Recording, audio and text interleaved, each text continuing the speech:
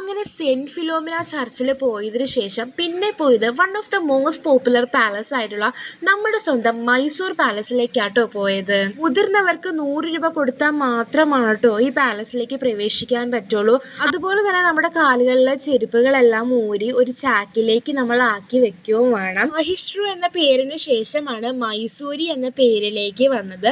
കർണാടകയിലെ സാംസ്കാരിക നഗരം അല്ലാന്നുണ്ടെങ്കിൽ കൊട്ടാരങ്ങളുടെ കൊട്ടാരം എന്നാണ് മൈസൂർ പാലസ് അറിയപ്പെടുന്നത്. നമ്മളൊക്കെ മൈസൂർ പാലസ് എന്ന് വിളിക്കുമെങ്കിലും അവിടുത്തെ പ്രദേശവാസികൾ വിളിക്കുന്നത് അംബാവിലാസ് എന്ന പേരിലാണ് വിളിക്കുന്നത്. ഇന്ത്യ രാജ്യത്ത് അതിവേഗം വളർന്നു വന്ന നഗരമാണ് മൈസൂർ.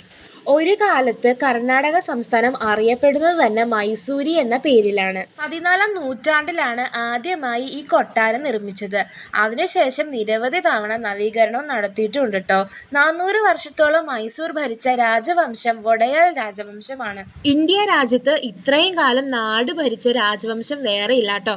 കർണാടകയുടെ സംസ്ഥാന ഉത്സവമായ ദസറ 1960-ലാണ് ഈ കൊട്ടാരമായി ബന്ധപ്പെടുത്തി നിലവിൽ വന്നത്. ദസറ എന്ന് പറഞ്ഞു കഴിഞ്ഞാൽ തിന്മയുടെ മേൽ നന്മ സ്ഥാപിക്കുക എന്നതാണ്. ദസറ ആധിപത്യം സ്ഥാപിച്ച് ഓർമ്മ നടത്തുന്ന ഒന്നാണ്. ചാമുണ്ടേശ്വരി മഹിഷാസുരനെ വധിച്ചതിന്റെ ഓർമ്മ ദിവസം നടക്കുന്ന ആഘോഷമാണ് കേട്ടോ ദസറ. ദസറ ഉത്സവത്തിന്റെ 9ാം നാൾ ആയിരങ്ങൾ മൈസൂർ കൊട്ടാരത്തിൽ തടിച്ചുകൂടുന്നുണ്ട്. സ്വർണ്ണ സിംഹാസനത്തിൽ ആനപ്പുറത്ത് എഴുന്നള്ളുന്ന ചാമുണ്ടേശ്വരിയുടെ ദർശനത്തിനായി ആയിരങ്ങൾ കാത്തിരിക്കുന്നു. അതേസമയം ഈ കൊട്ടാരത്തിൽ അടഞ്ഞുകിടക്കുന്ന വാതിലിന്റെ ഉള്ളിൽ ഒരു മൂർത്തിയെ പ്രീതിപ്പെടുത്തുകയും ചെയ്യുക. അവർ ഭയക്കുന്ന ശ്രീരൂപത്തിന്റെ പേര് അലമേല റാണി എന്നാണ് പറയുന്നത്.